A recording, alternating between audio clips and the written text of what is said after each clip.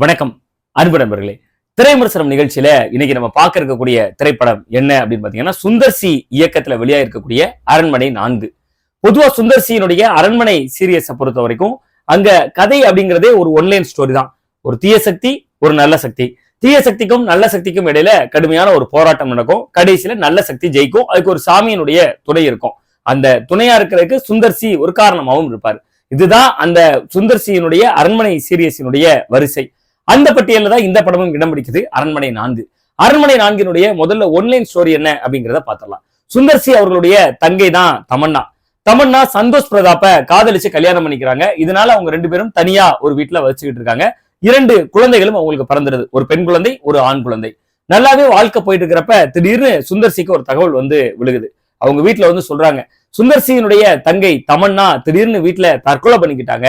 அது மட்டும் இல்லாம சுந்தர் சியினுடைய தங்கையினுடைய கணவர், அதாவது தமன்னா அவர்களுடைய கணவர் நெஞ்சு வலியில திடீர்னு இறந்துட்டாருன்னு ரொம்ப அதிர்ச்சியாகி ஊருக்கு பார்க்க வர்றார். பார்க்க வந்த இடத்துல நிறைய அமானுஷ்யங்களை பாக்குறாரு சுந்தர் சி.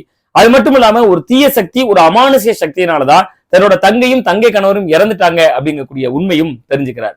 ஒரு கட்டத்துல தமன்னாவினுடைய மகளையும் அந்த தீய சக்தி கொலை பண்ண துடிக்குது. இதுக்கு பின்னாடி என்னெல்லாம் இருக்கு அப்படிங்கக்கூடிய மர்மத்தை தனக்கே உரிய ஸ்டைல்ல கொஞ்சம் திகில், கொஞ்சம் காமெடி அப்படின்னு ஒரு கலவையா கொடுத்திருக்காரு சுந்தர் சி.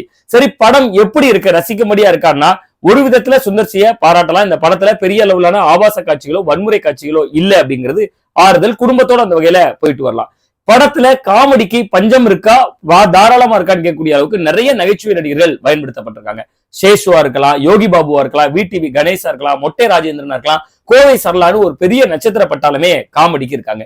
இருந்தாலும் யாருடைய காமெடி பெரிய லெவல்ல ஒர்க் அவுட் ஆயிருக்கு, யாரு காமெடி சிக்ஸர் அடிச்சிருக்காங்கன்னு பாத்தீங்கன்னா சேஷு தான். அண்மையில உயிரிழந்தாரு சேஷு. மாரடைப்பு ஏற்பட்டு இதய நோயினால உயிரிழந்திருந்தாரு சேஷு. உண்மையிலேயே அவருக்கு ஒரு நல்ல தரமான படங்கள்ல இந்த படமும் அவருடைய சிறந்தான காமெடி படங்கள்ல ஒன்றா அரண்மனை 4 இடம் பிடிக்குது. யோகி பாபு, VTV கணேஷ் கூட்டணி சில இடங்கள்ல சிரிக்க வைக்கிறாங்க, சில இடங்கள்ல ஐயோ எப்படா இந்த காமெடி முடியும் அப்படிங்கக்கூடிய ஒரு தன்மையை தர்றாங்க. அதுலயும் யோகி பாபு, VTV கணேஷ், மொட்டை ராஜேந்திரன் சேர்ந்து வரக்கூடிய அந்த கூட்டணியில வரக்கூடிய ஒரு காமெடி என்னடா இது அப்படின்னு கேட்கக்கூடிய அளவுக்கு ரொம்ப ரசனையே இல்லாத அளவுக்கான ஒரு காமெடியாவும் இருக்கு. படத்துல காமெடிக்கு பஞ்சம் இல்லதான். அதே நேரத்துல அந்த காமெடிகள் இன்னும் கொஞ்சம் நுணுக்கமா சுந்தர் சி ஸ்டைல்ல கையாளப்படலை அப்படிங்கிறதான் படம் பார்க்கிற நமக்கு ஃபீல் ஆகுது. படத்துல திகில் இருக்கானா முதல் பகுதி முழுவதுமே ரொம்பவே திகில் கொடுத்தாங்க. அதுக்கு ஒரு வகையில அந்த படத்தோட நம்ம ஒன்றதுக்கு, அந்த திகில பாக்குற அளவுக்கு பிரமிப்பா நம்ம நினைச்சதுக்கு இன்னொரு மிக முக்கியமான காரணம் ஹிப்காப் தமிழா ஆதியினுடைய அந்த பின்னணி இசை தான்.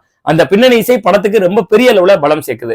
அதே நேரத்துல அந்த இசைக்கும் அந்த பேக்ரவுண்ட் அவங்க கொடுத்ததுக்கும், ஒரு பரபரப்பான பின்னணியை கொடுத்ததுக்கும், பயங்கர திகிலான ஒரு இசையை கொடுத்ததுக்கும் ஈடு செய்யற அளவுக்கான காட்சிகள் இருந்துச்சானா சுந்தர் சியினுடைய வழக்கமான படம். நம்ம சுந்தர் சியினுடைய டெம்லெட் அப்படின்னே நம்ம சொல்லிடலாம். ஒரு பயமுடுத்துவாங்க, செகண்ட் ஹாஃப்ல ஒரு நல்ல பெயருக்கும் ஒரு கெட்ட பெயருக்கும் அப்படிங்கக்கூடிய அந்த வழக்கமான அவருடைய டெம்லெட்ல வழக்கமான கிளைமேக்ஸ்ல ஒரு சாமி அருளால ஒரு திருவிழா நடக்கும், அந்த திருவிழால காப்பாத்துவாங்கிற சுந்தர் சியினுடைய வழக்கமான அரண்மனை சீரியஸ்குள்ள இந்த படத்தையும் அடக்கிட முடிகிறது படத்தினுடைய மிகப்பெரிய பலவீனமா பார்க்கப்படுது.